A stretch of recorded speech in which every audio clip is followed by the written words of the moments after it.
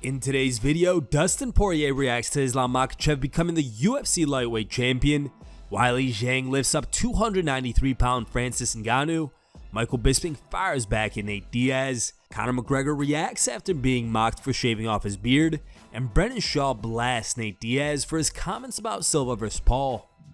Dustin Poirier is very impressed by Islam Makhachev's victory over Charles Oliveira at UFC 280. In an interview with Yahoo Sports, Poirier reacted to Makhachev becoming the UFC lightweight champion and praised him for improving his striking skills. Here's the clip. Man, very impressed. Very impressed.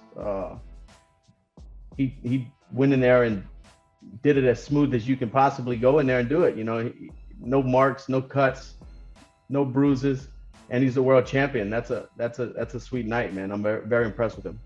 You know, when you look at that striking, how much of a benefit is that to him to have something like that to go along with the wrestling? I mean, it's huge.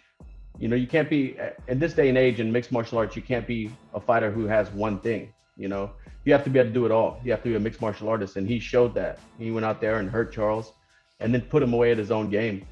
You know, that's the highest level. Poirier also said that he won't beg for a title shot, but believes he clearly deserves it if he beats Michael Chandler next weekend at UFC 281.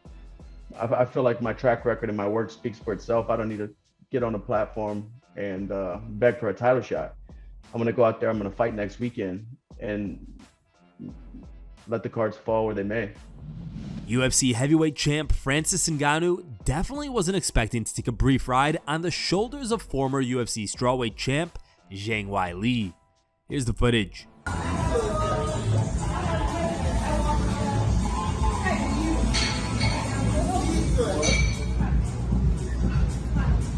No, don't get hurt. You gotta fight. After your fight, yeah. No. She's a strong girl. Huh? She's a strong girl. Yes, but yeah. She got to hurt her back. Yeah. Okay. After your fight, you kill me. But now, no.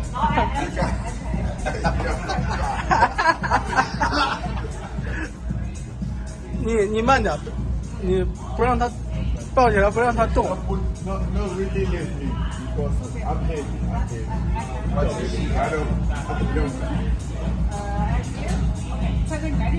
Okay.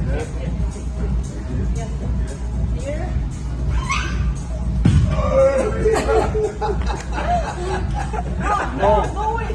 Oh, okay, good.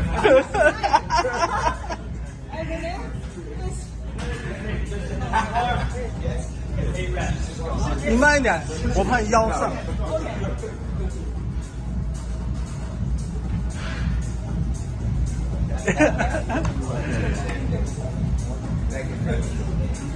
Afterward, Ngannou marveled at Weili's strength by tweeting, "I can't believe that Zhang Weili just picked me up like I wasn't 293 pounds. I didn't want her to do it. I was scared of her hurting her back and was trying to explain this to her. Then, found myself suddenly up in the air. Her strength ratio is through the roof." After defeating Anderson Silva this past Saturday night, Jake Paul called out Nate Diaz to meet him in the boxing ring next. Michael Bisping shared his thoughts on a Diaz vs. Paul boxing match while speaking on his Believe You Me podcast, saying that the Stockton native is too small for Paul and would probably lose this fight. Diaz wasn't happy with these comments and fired back at Bisping over social media. He posted a video of Bisping getting knocked out by Dan Henderson and wrote, "The only fight I ever saw by this goofy don't hate me cause you ain't me, MB." Now, Bisping responded to this tweet on his Believe You Me podcast. You know, and how it went down, and hey, listen, you got to give Jake his credit, you know, as much as it pains us all to say, he beat him fair and square. And then I went off on a tangent saying that Nate Diaz was there talking a little bit of shit, and maybe, you know, maybe that boxing match wouldn't go so well, simply because, and that, again, I said a lot of very, very nice things about Diaz. He can't wrestle. He can't use his jiu-jitsu. He can't use his octagon craftsmanship. Any of the groundwork and stuff that he's done for years, punches, kicks, knees, elbows in a straight-up boxing match. And I also added that he did that at lightweight. At 155 pounds. There's weight classes for a reason. So it was in a very respectful manner, but I did say I don't think he beat Jake Paul. didn't like it. But whatever, what the f are you gonna do? What are you gonna do? Oh well. So he talked a bit of shit. What did he say? I've only seen one fight of this goofy motherfucker. This one right here when I was getting flatlined off Henderson. Ooh, deep burn. But I didn't respond on Twitter. I'm not gonna get into it. I like Nate Diaz. I've got a lot of respect for him. I do. You know, he's doing things on his own terms. He had some tremendous fights in the UFC, you know, so I didn't want to respond and get into a war of words. Conor McGregor has ditched his trademark beard for a new, clean-cut look as he dressed up as Frank Abagnale for Halloween. Many fans mocked McGregor's new look, saying he appears a completely different man without the facial hair. In response, McGregor jabbed back at the teasing fans by posting a series of pictures where he covers his chin and enjoys some Irish-style beer. He shared the snaps on Instagram and added the caption, "F all yous talking bad about my beard, y'all's will do nothing." At Roadhouse PV, Conor followed up with another post saying, "The beard's gone, baby, not the bread." Following Jake Paul's victory over Anderson Silva, Nate Diaz accused the boxer of match fixing. Taken to Twitter, Diaz tweeted this. Brendan Schaub has taken issue with Diaz's accusations. Speaking on his podcast, Thick Boy, Schaub had this to say about Nate's comments. So for even Nate Diaz, right? It's easy to jump on that train. He tweeted a video out assuming that this Anderson Silva was on the payroll. It's such a weak narrative, dude. It's such, because then, okay, Nate, okay.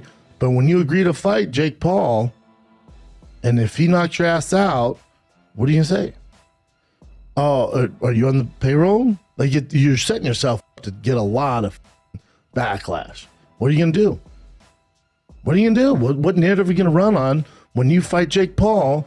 And trust me, dude, you're not fighting the Jake Paul that beat Anderson Silva that night. You're fighting a much better fighter. But the problem is, and Nate Diaz has a massive fan base. So if you keep telling your fan base, this is all fake, they're on the payroll, he's not really knocking these guys out, these guys are taking a fall. Well, for the most part, the educated people and the people with a few more brain cells, we know this isn't staged. But if you keep carrying on that narrative, and then you guys fight in, I don't know, 4 months, Madison Square Garden, wherever you're going to do it, and he were to beat you, what do you get? It looks terrible. So either you're in on it, or you just learned that these weren't stays and you get your ass beat by a YouTuber. Either way, it's not good. Here are the top 3 funniest memes we found over the internet. Third place was found over Twitter and was posted by a user named Dovi. Second place was found over Reddit and was posted by a user named MeetMyBeat42069. And our top pick was found over Reddit and was posted by a user named Hueshbois. Thank you guys for watching. If you liked the video, please leave a like and subscribe to our channel to keep up with the latest MMA news.